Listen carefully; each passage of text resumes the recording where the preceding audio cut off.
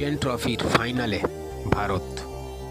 বিশ্বকাপ 2023-এ মুখোমুখি হয়েছিল ভারত বনাম অস্ট্রেলিয়া। সেখানে যে ভুলটা করেছিল ভারত, চ্যাম্পিয়ন ট্রফি 2025-এ দ্বিতীয়বারের মতো সেই ভুলটা কিন্তু আর করেননি ভারত। বিশ্বকাপ 2023-এও চেস করেছিল ভারত, সেখানে হেরে গিয়েছিল, কিন্তু চ্যাম্পিয়ন ট্রফি 2025-এ ভারত চেস করতে নেমে সহজেই রান তুলে নেয়, যার সুবাদে এখন তারা চ্যাম্পিয়ন ট্রফি 2025-এর ফাইনালে।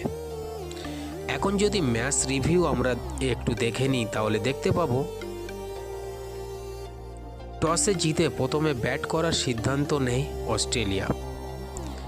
নির্ধারিত 50 ওভার তারা খেলতে পারেনি। 49 ওভার 3 বলে 264 রান করে অল আউট হয়ে যায়, যার মধ্যে সর্বোচ্চ স্টিভ স্মিথ 96 বলে 73 রান করে এবং অ্যালেক্স কেরি 57 বলে 61 রান করে।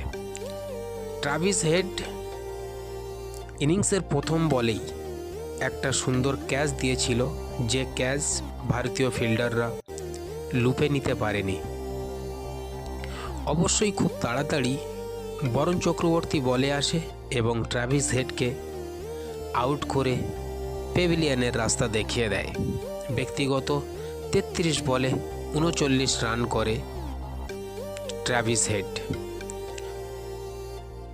প্রথম বলেই ক্যাচ ছাড়ার সুবাদে সেই মোহাম্মদ শামির বলে কিন্তু দারুণ কয়েকটা বাউন্ডারি মেরেছিলেন ট্রাভিস হেড।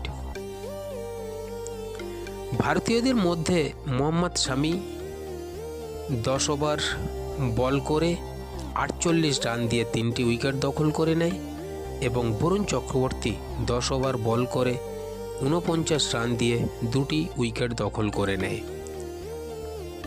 ভারতীয়দের সামনে লক্ষ্য দাঁড়ায় 265 রানের, আর 265 রানের লক্ষ্যে ভারত চেস করতে নেমে রোহিত শর্মা এবং শুভমান গিল ওপেনিং করতে নেমেছিল। খুব তাড়াতাড়ি 11 রানে আউট হয়ে যায় শুভমান গিল। তারপরে ব্যাট করতে আসে চেস মাস্টার বিরাট কোহলি। অনবদ্য 98 বলে 84 রান করে বিরাট কোহলি এবং সুরেশ আয়ার এবং বিরাট কোহলির মধ্যে দারুণ একটা পার্টনারশিপ হয়। 111 বলে 91 রানের পার্টনারশিপ, এবং পরে কেএল রাহুল এবং হার্দিক পান্ডিয়া দুজনে দারুণভাবে খেলে। শেষ বেশ দারুণ 3টি 6 দেখি আমরা হার্দিক পান্ডিয়ার ব্যাট থেকে, এবং তিনিও আউট হয়ে যায়।